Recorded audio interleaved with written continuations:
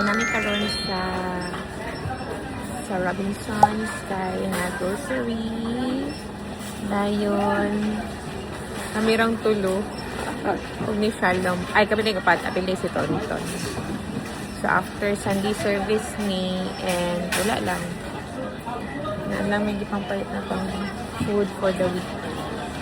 So padulong na mi sa Persian na tapit sa FK. Persian diner. Kailangan ka mo ha sa entrance. Ang dami rin mga for rent diri oh.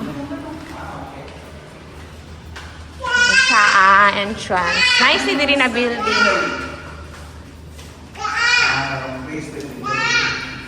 So nice diri ang kuan. Daghang gid diri oh. Mga pangkuan siya. Micro warehouse for rent.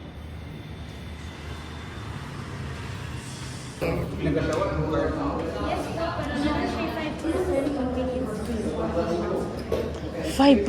of what? So sa kahalang di ay sa food dito guys no wala na ko ka video kay lami unta kay siya but halang kayo.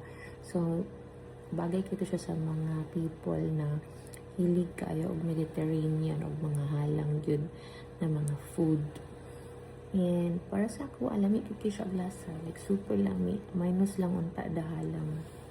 Pero ang katong mga ganahan og halang, ingon gid sila the best, legit ang pagkalami. Lamian man ko, pero tungod siyang kahalang kay magsunog na akong dilag o akong diri.